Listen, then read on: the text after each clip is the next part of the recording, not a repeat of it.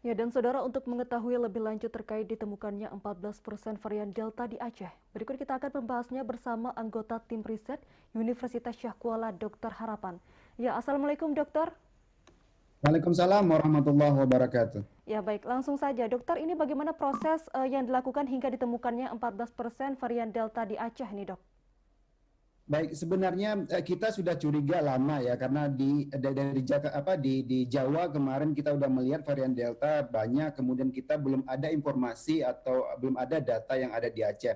Kemudian kita kumpulkan sampel-sampel yang ada di Laboratorium Dr. Indra di Universitas Yahkuala sejak Oktober 2020 sampai Juli 2021. Jadi beberapa kita ambil, kita kumpulkan sebanyak 49, kemudian yang bagus-bagus datanya, artinya city value-nya rendah, kemudian kita kirimkan ke Jakarta, kemudian di Jakarta di sequencing oleh Eijkman Institute. Nah, sehingga kemarin dalam 2 hari yang lalu kemudian kita mendapatkan datanya, kemudian setelah kita analisis ternyata 5 diantaranya merupakan varian Delta. Nah, varian Delta ini mengapa sangat kita concern karena dia lebih cepat penularannya, kemudian gejala klinis yang dihasilkan juga semakin banyak. Itu yang kita dapatkan adalah yang di Juli 2021.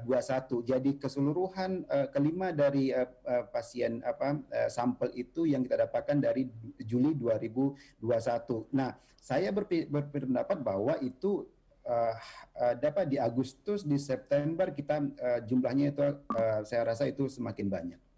Iya, selain penularan yang lebih cepat dan juga gejala yang mungkin lebih banyak, adakah yang membedakan varian Delta ini? Mengapa harus begitu waspada ini masyarakat dokter? Satu, saya lihat kalau yang paling penting itu adalah penularannya kalau dibandingkan dengan sebelumnya. Ada yang berpendapat bahwa yang Delta ini ada kemungkinan bahwa itu bisa melalui udara, tapi memang belum banyak data yang untuk mendukung ke arah sana. Yang kedua, angka kematiannya juga diperkirakan semakin besar. Ya, sehingga kalau seandainya demikian, otomatis bahwa penanganannya juga akan lebih sulit, di rumah sakit, kemudian yang persentase yang menjadi berat itu juga semakin banyak, dan ini merupakan sesuatu yang harus kita waspadai karena kalau seandainya terjadi, itu bisa menyebabkan angka okupansi dari bed di rumah sakit atau ruangan isolasi di rumah sakit penuh. Kemudian itu yang kita takutkan kalau seandainya sampai itu penuh dan kita tidak memiliki ruangan lagi untuk mengisolasi pasien yang memerlukan perawatan. Ya baik, dokter, seperti yang dikatakan tadi bahwasanya dari semua sampel itu 5 diantaranya dinyatakan varian Delta. Dan lantas